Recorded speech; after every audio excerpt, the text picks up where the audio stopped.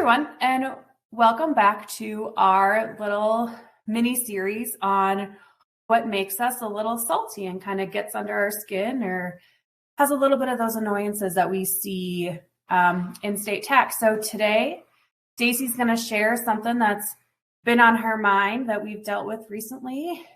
And then we'll follow up with some practical discussions after our ranting session. So, Stace, take it away. I think probably a lot of people will feel this pain, particularly if you are a vendor, customer, dealing with exemption certificates. Our system is ridiculous when it comes to exemption certificates. Many of you are probably well aware of all the different requirements. The administration is ridiculous, time-consuming. And what we see is that in audits, of course, and or in remediation when we're doing voluntary disclosures, our state agents like to see these certs. Rightly so, because it's documenting whether a sale is exempt or not, and whether the tax should have been applied or not. So completely understand the use of them, completely understand the validity of them. But the administration is where maybe we get frustrated and where it becomes a nightmare for some of our clients. So, for example, it's possible that a taxpayer may receive a blanket exemption from a customer. Great. And maybe it's the right document. It's valid. It's signed. It's got all of the boxes checked that it needs. It's a great document. The vendor can rely on it. But what happens if the customer then takes those items out of inventory? So for example, if it's items that they purchase blanket for resale, but then the customer decides, I'm going to take some of these out of inventory and use them for myself. So what happens technically, or what should happen technically in that example, is that the customer should self-assess use tax. Use tax is complementary to the sales tax. In a perfect world, that's how that's supposed to work. But for the fact that sometimes the customers may not do that, it may come up on audit. It may also come up in a situation where a customer then pushes back on the vendor to say, we know that we're going to take some of these out of inventory. We don't want to self-assess. We'd like for you to manage the sales tax side of things.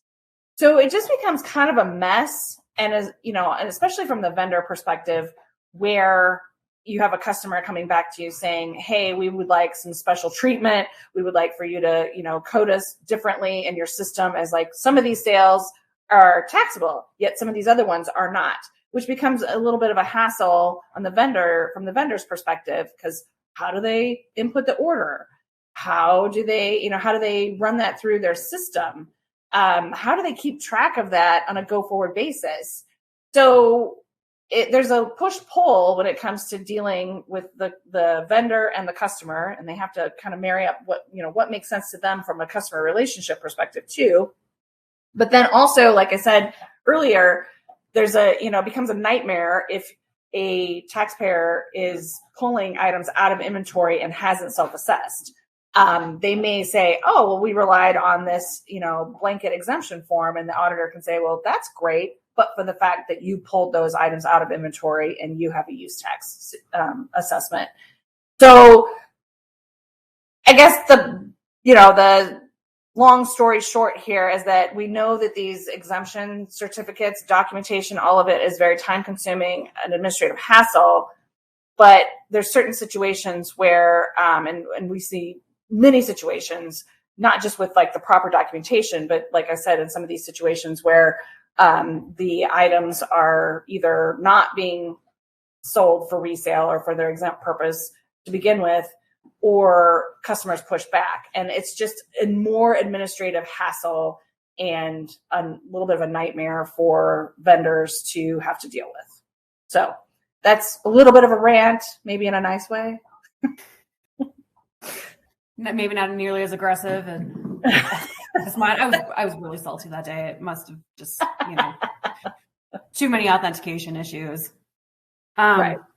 Yeah, but I think you're right. And it's also kind of that push-pull of, from a buyer perspective, well, if I know for a fact that I'm going to use this, right, then can I actually give you it? Like, can you rely on that, Right. certificate, because it's not accepting in good faith, because I know for a fact I'm not going to, sell it for resale. So just the whole exemption process is just incredibly burdensome, incredibly kind of difficult to navigate from a, from a logistics perspective, especially in that overuse and, and just even from a system perspective is, what are you going to do? Set up 4 different customers for one customer, right? Well, this is the exempt side. This is the exempt, or this is the use side. And then if you have duality and you've got thousands and thousands of customers, now you have twice the thousands and thousands of customers. Right. And I guess at the end of the day, what's difficult, right? It's the seller who's stuck, right. stuck with the burden at the end of the day. Yeah. And I mean, I think it goes back to like, what's the onus is on the seller. And so if they are taking one of those certs in good faith, like, and yet it does come back to bite them, like what can they rely on? Yeah. So it's a sticky situation, especially upon audit. But it might be a situation where you can work it out between the parties to get, to be equalized from a tax perspective. It's just that it's a little ugly sometimes when it does come up in audit and, you're kind of pushed against a wall as to, the fact that, I relied on this document in good faith. What does that really mean? What's that, lever for purposes of what's good faith? One, especially it might not seem material at a singular level, right? But if that gets extrapolated over your audit period, and that's within your error ratio for your sample period, that can really add up. Mm-hmm. I think Judy has like an example of, if you have $100 mistake in one period, that could end up, extrapolating for, $3,600 for that one error, however you're going to deem it. So it's just, like you said, it's just a really tricky situation. And I think, do you have any kind of practical advice for clients, would you say, for kind of managing that? Well, I think it goes back to what the relationship is with the customer, for purposes of how much do you want to give them a convenience, meaning, so for example, if we have a situation where a customer knows that they're going to be pulling those items out of inventory, so it's not, you can't really rely on that blanket exemption. And they push back on the vendor to say, we'd like for you to treat us differently. Then it comes down to, from a business perspective, do you want to do that? Do you want to treat those customers differently in your system, create a little bit more administration from the vendor perspective? Because it's not just, the administration of the sales tax and getting that on the invoice. That might be the easy part. It's really kind of like how they're tracking that customer in their systems and writing up the orders, et cetera, internally. And so it's not just, the slapping of the sales tax on an invoice. That, like I said, could be the easy part.